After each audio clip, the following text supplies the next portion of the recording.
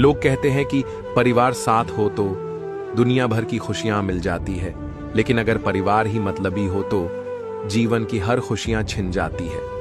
इंसान तब तक सहन करता है जब तक उसकी सहन करने की क्षमता होती है। उसके बाद वो ना तो रिश्तों को जरूरी समझता है और ना ही अपनों को। ये कलयुग की दुनिया है जनाब। यहां कदर उस इंसान की नहीं होती जो सच में रिश्ता निभाता है।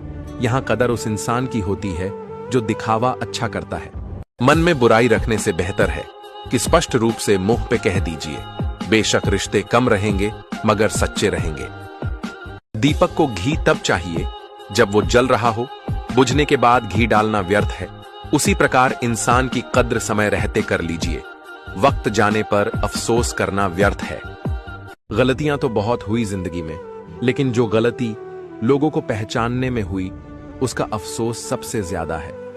जब बुरे दिन आते हैं तो बुद्धि भी घास चरने चली जाती है। इंसान चाहकर भी सही निर्णय नहीं ले पाता है। इसलिए तो कहा जाता है कि इंसान बुरा नहीं होता, उसका वक्त बुरा होता है। चाहे कितना भी ऊंचा पद प्राप्त कर ले, चाहे कितनी भी बड़ी डिग्री हासिल कर ले, अगर बोलने की तमीज और इंसानियत नहीं सीखी तो वो इंसान अनपढ़ के बराबर है। औरत मां हो तो सम्मान दीजिए, बीवी हो तो इज्जत दीजिए, बहन हो तो स्नेह दीजिए, अगर बेटी हो तो गर्व कीजिए और अजनबी हो तो सुरक्षा दीजिए। जिसका दिल साफ होता है ना, वो हर जगह ठुकराया जाता है, चाहे फिर वो घर में हो चाहे बाहर हो। क्योंकि आज कलयुग चल रहा है तो कलयुग में सिर्फ 10 मुंह वाले ही जिंदा रह सकते हैं। फरेबियों से फरेबियों की अच्छी दोस्ती होती है, अच्छे लोगों की नहीं। अगर घटिया लोग तुम्हें ठुकरा रहे हैं ना तो खुश होना चाहिए, दुखी होने की जरूरत नहीं है, क्योंकि आप बच गए उनके जाल से। गलत लोग आपकी अच्छाई से भी नफरत करते हैं और सही लोग आप में बुराई जानकर भी आपसे प्यार करते हैं।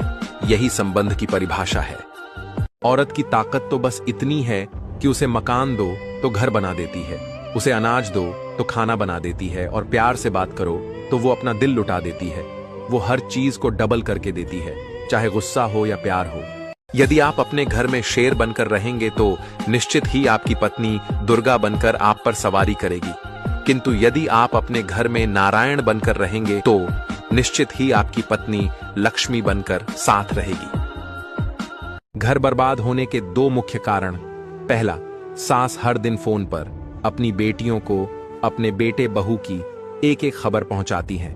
बदले में बेटी अपनी मां को बहू से लड़ने के नए नए टोटके बताती है। और दूसरा, बहू हर दिन घंटों तक अपने मायके वालों को ससुराल के सारे भेद देती है तथा अपने छोटे बड़े दुख को